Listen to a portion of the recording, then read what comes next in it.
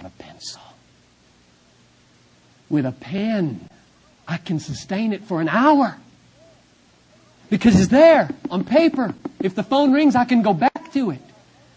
The answer that I wrote and the question that I had and the 3 questions that came from that answer are there on the paper. I can work. You can begin to go deeper and deeper. You can pick it up tomorrow where you left off. Without a pen, I don't know how anybody is anything but superficial. Dwight tells us how he used his days as he rode on horseback. It took you a long time in those days to get where you were going. He would begin to think. Now, he had trained himself in this way to a conclusion. And then he would take a piece of paper. You've heard these stories, I think, maybe. He would pick a spot on his coat and identify the spot and the paper with the conclusion and the sequence of thought and pin it on his coat. Because he couldn't write on horseback very easily. Pin it on his coat.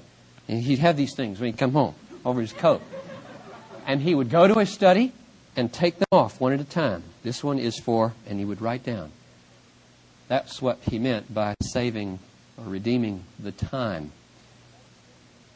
He studied 13 hours a day sometimes because he had decided not to visit his people regularly, but to go when he was called for. He did sometimes preach in neighborhood groups, and he catechized the children, and he invited people to come to his home. And my guess is that we ought not to follow him in this regard, as though we could. It probably was not good for him either. He was not an ideal pastor. And that's one of the reasons I said at the beginning, don't even worry about trying to copy Edwards in every regard. He may have been wrong in this regard. But those of us who love what he wrote will not fault him too deeply. He rose early, even for those non-electrical days when people went to bed early.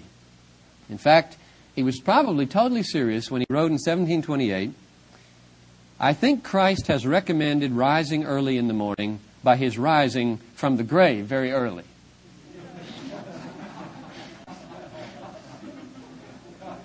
Now, it's not easy to know what his family life looked like under these circumstances. Dwight tells us in the evening, this is a quote, he usually allowed himself a season of relaxation in the midst of his family. But in another place, Edwards himself says, he was 31 years old when he wrote this, I judge that it is best when I am in a good frame for divine contemplation or engaged in reading the Scriptures or any study of divine subjects that ordinarily I will not be interrupted by going to dinner, but will forego my dinner rather than be broke off. In other words, he so valued the frame that he could get in at a particular time when things were really flowing that he wouldn't go to dinner. I think it would be fair to say that the reason he was able to rear 11 believing children is because he had an uncommon wife. And I recommend to you Marriage to a Difficult Man by Elizabeth Dodds, which is about Sarah Edwards. She was an uncommon woman. Pace yourself, brothers, according to the kind of woman you have. Study to know her. With regard to his eating habits, not only was he willing to skip dinner for the sake of study, if things were really flowing, here's what he says, Dwight tells us, he carefully observed the effects of the different sorts of food and selected those which best suited his constitution and rendered him most fit for mental labor. He had set this pattern early on. Listen to what he wrote in his diary as a young man. By sparingness in diet and eating as much as may be what is light and easy of digestion, I shall doubtless be able to think more clearly and shall gain time. 1, by lengthening out my life. 2, shall need less time for digestion after meals. 3, shall be able to study more closely without injury to my health. 4, shall need less time for sleep. 5, shall more seldom be troubled with the headache. He really was serious about redeeming the time. And I commend for your consideration whether such care to maximize time and effectiveness in devotion to the ministry of the Word is what Paul meant by redeem the time, for the days are evil. And what the preacher meant when he said, whatever your hand finds to do, do it with your might. One more admonition, number 4.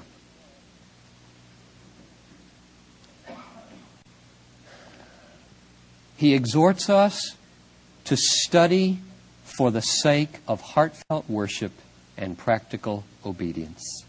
Study for the sake of heartfelt worship and practical obedience.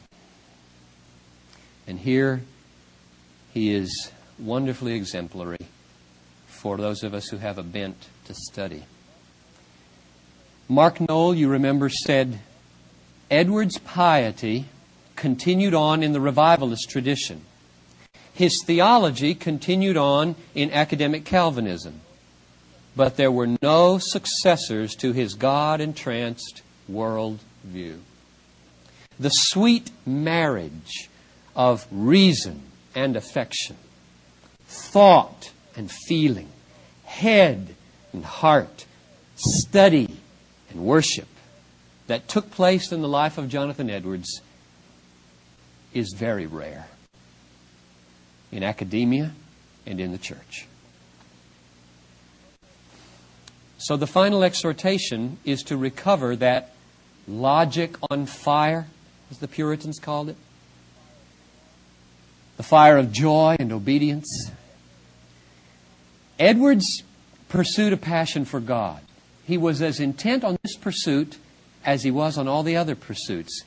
But he did not pursue a passion for God because it was icing on the cake of Christianity, of decision, of commitment. For him, faith, saving faith, was grounded in a sense of God which reason alone could not mediate. Let me read you a key quote from a sermon entitled, Blessed are the pure in heart, for they shall see God. A true sense of the glory of God is that which can never be obtained by speculative reasoning. And if men convince themselves by argument that God is holy, that never will give a sense of His amiable and glorious holiness. If they argue that He is very merciful, that will not give a sense of His glorious grace and mercy. It must be a more immediate, sensible, that word doesn't mean reasonable, it means sensed, felt, sensible discovery that must give the mind a real sense of the excellency and beauty of God. In other words, it is to no avail merely to find out and believe that God is holy. That is of no spiritual avail. That belief, to have any saving value, must have in it a sense, a spiritual sense of the beauty and delightfulness, he said, amiableness of God's holiness and mercy. We must have a true delight in what we believe is true for it to have any spiritual value. Otherwise, our knowledge is no different from the devil's. Now, does this mean that all of his study and all of his thinking was in vain? That the accumulation of theological truth through rigorous study is in vain? Not at all. Listen to this explanation that Edwards gives. The more you have of a rational knowledge of divine things, the more opportunity will there be when the Spirit shall be breathed into your heart to see the excellency of these things and to taste the sweetness of them. In other words, you can't taste the sweetness of what isn't there. You must stock your mind with truth, that the Holy Spirit, when He comes upon you, will have that with which He can feed you and give you that spiritual quickening and taste. But the goal of all this is the spiritual taste. The goal is not just knowing God speculatively or rationally, but delighting in Him and savoring Him and relishing Him, So for all his intellectual might, Edwards was the furthest thing from a cool, detached, neutral, disinterested academician.